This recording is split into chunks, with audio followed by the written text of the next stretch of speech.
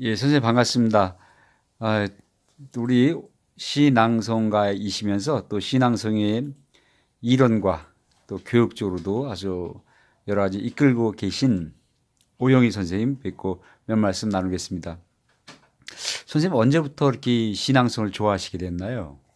네, 저는 22년 전에 우연히 시 낭송을 한다는 것을 알게 되고 그냥 자연스럽게 시 낭송을 접하게 됐어요. 그리고 그때 22년 전이면 네, 실례지만 몇 살 때신죠? 그때가 22년 전이니까 30대 아, 초반이네요. 그때였어요. 네, 네, 네. 그래서 어떻게 그 뒤로 어떤 길을 걸으셨는지요? 그때 처음에 시낭송을 할 때 시낭송 대회라는 게 있다는 거를 알려주셨어요. 예, 그래서 어려서부터 제가 이 낭독하는 거, 소리 내서 글을 읽는 거를 굉장히 좋아했거든요. 예. 그래서 아, 그런 대회가 있구나 하는 것을 알게 되고 처음 출전이죠. 예, 예. 처음 출전을 해서 전국 대회에서 대구에서 최우수상을 받고 아이고. 또 이제 서울까지 올라와서 거기에서 경합을 해서 예. 또 제가 상을 받게 됐습니다. 아, 그때 그리고 어떤 시를 낭송하셨나요? 그때 저는 박두진 선생님의 청산도라는 시를 낭송을 했습니다. 앞에만 잠깐 들려줄 수 있나요? 뭐, 갑자기, 네, 갑자기 예, 이제 그 시 하도 예, 오래돼서 그렇긴 그러면은, 한데, 예, 음, 그러면 뭐, 예. 좋아하는 시 하나 앞부분만 살짝 들려주시죠. 이게 아, 5분 인터뷰라서 길게는 다 못 들을 것 같고요. 제가 이제 좋아하는 시 중에 윤동주 선생님의 서시가 저희 베스트에 이제 들어와 있습니다. 아, 예, 가장 예, 좋아하는 시, 그 예, 윤동주의 서시를 잠깐 들려드리도록 할게요. 예, 네. 고맙습니다. 음. 서시, 윤동주. 죽는 날까지 하늘을 우러러 한 점 부끄럼이 없기를. 잎새에 이는 바람에도 나는 괴로워했다. 별을 노래하는 마음으로 모든 죽어가는 것을 사랑해야지. 그리고 나한테 주어진 길을 걸어가야겠다.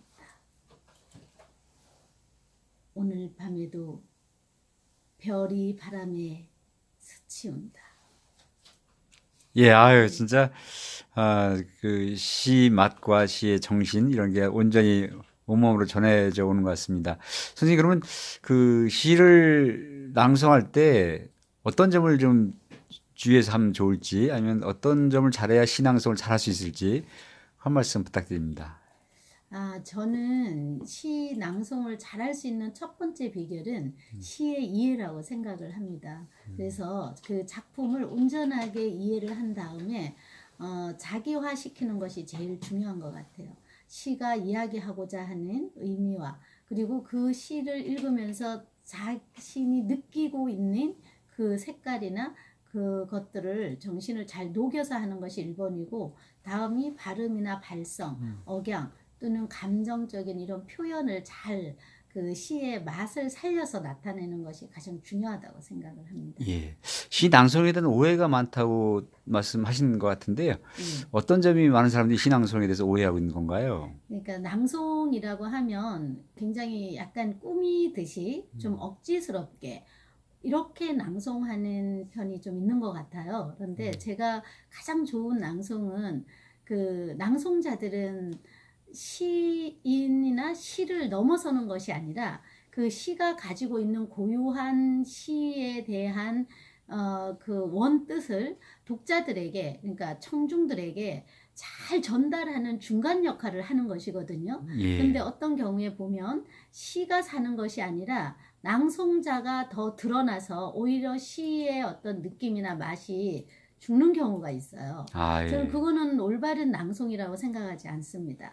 그래서 시 낭송의 3요소라고 한다면 시와 텍스트죠. 시와 그리고 낭송자 그리고 청중들 청취자라고 이렇게 이야기를 하는데 듣는 사람들이 반드시 있어야 되거든요. 예. 그래서 낭송하는 사람은 낭송을 더 드러내는 것이 아니라 시를 어떻게 하면 잘 그 소리로서 표현을 잘할 수 있을까?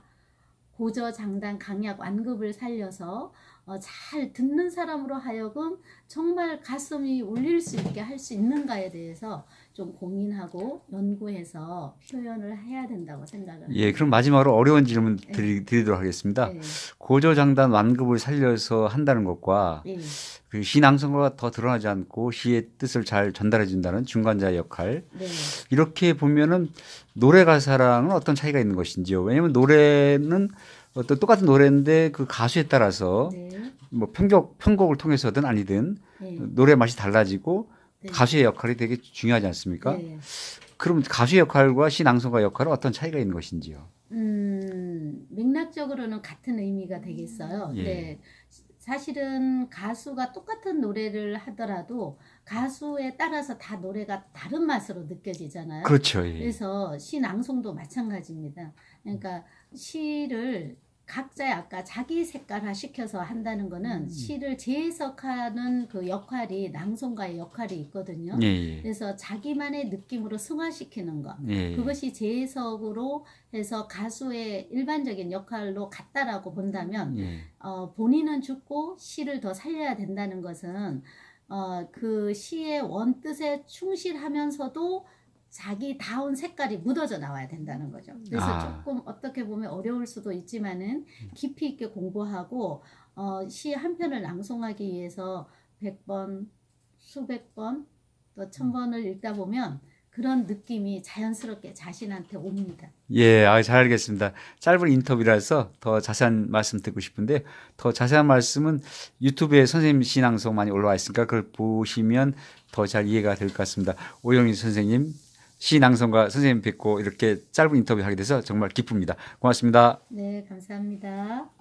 인터뷰는 김슬옹이었습니다.